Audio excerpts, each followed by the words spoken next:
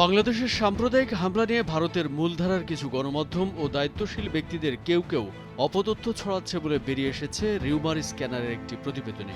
তথ্য যাচাইকারী বা fact checker প্রতিষ্ঠানটি একে সাম্প্রদায়িক অপতথ্য প্রচারের ভয়াল রূপ হিসেবেই উল্লেখ করেছে। রিউমার স্ক্যানার বাংলাদেশের রাষ্ট্র ক্ষমতার পট পরিবর্তনকে কেন্দ্র করে এক্সের সাম্প্রদায়িক অপতথ্যের ভয়াবহতা শিরোনামে প্রতিবেদনটি প্রকাশ করেছে। এতে তারা গত এক সপ্তাহ পর্যবেক্ষণ করে সামাজিক যোগাযোগ মাধ্যম এক্সের 50টি অ্যাকাউন্ট খুঁজে বের করেছে, যেখানে সাম্প্রদায়িক রূপ দিয়ে অপতথ্য প্রচার করা হয়েছে। রিউমার স্ক্যানার বলেছে, এসব অ্যাকাউন্টে অন্তত একটি পোস্টে সাম্প্রদায়িক অপতথ্য ও ভুল তথ্য প্রচার করা হয়েছে। অ্যাকাউন্টগুলোতে 5 থেকে 13 আগস্টের মধ্যে প্রচারিত পোস্টগুলো 1,54,00,000-এরও বেশি বার দেখা হয়েছে।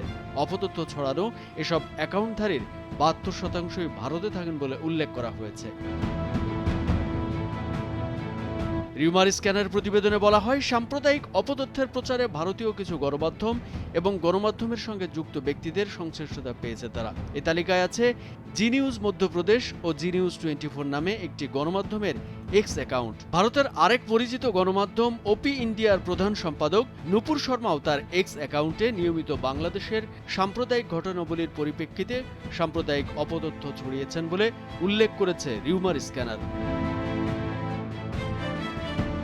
ভারতের ফ্যাক্ট চেকার অঙ্কিতা দেশকারের কাছে রিউমার স্ক্যানার জানতে চেয়েছিল কেন সাম্প্রদায়িক সময়ে সাম্প্রদায়িক প্রচারের হার বেড়েছে। অঙ্কিতা বলেছেন, সাম্প্রদায়িক ভুল তথ্য পোস্ট করার মাধ্যমে অ্যাকাউন্টগুলো তাদের ফলোয়ারদের কাছ থেকে উল্লেখযোগ্য সাড়া পেয়ে থাকে। অনেকেই তাই নিজেদের এঙ্গেজমেন্ট বা রিটুইট সংখ্যা বাড়াতে এসব অপতথ্য এক্সে শেয়ার করছেন।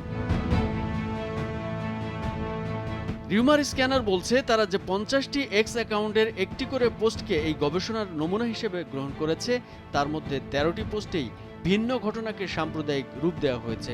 সবচেয়ে বেশি ঘটেছে মুসলিম ব্যক্তিকে হিন্দু দাবিতে প্রচারের ঘটনা। এমন 18টি ঘটনায় প্রমাণ পেয়েছে রিউমার স্ক্যানার, যা ধরন অনুযায়ী সর্বোচ্চ।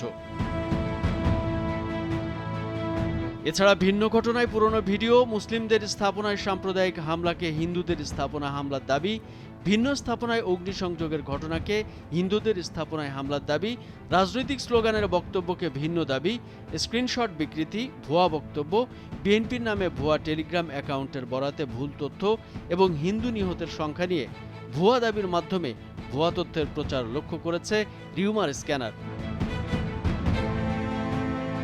শেখ হাসিনার পদত্যাগের পর আওয়ামী লীগের কার্যালয় ও নেতাকর্মীদের উপর হামলা এবং তাদের বাড়িঘর ও ব্যবসা প্রতিষ্ঠানে আগুন দেওয়ার ঘটনা ঘটে। হামলা হয় সংখ্যালঘু সম্প্রদায়ের উপরও। বাংলাদেশে অনেকেই বলছেন হিন্দু সম্প্রদায়ের উপর হামলার ঘটনা ঘটেছে, তবে তা বাড়িয়ে প্রচার করা হচ্ছে। সেক্ষেত্রে ব্যবহার করা হচ্ছে অপতথ্য। ভারতের fact checker Yusha Rahman rumour স্ক্যানারকে বলেছে, অপতথ্যগুলো প্রচার করছে মূলত ভারতের ধর্মীয় উগ্রবাদীরা। কামরুজ্জামান আরিফ, ভোরের কাগজ।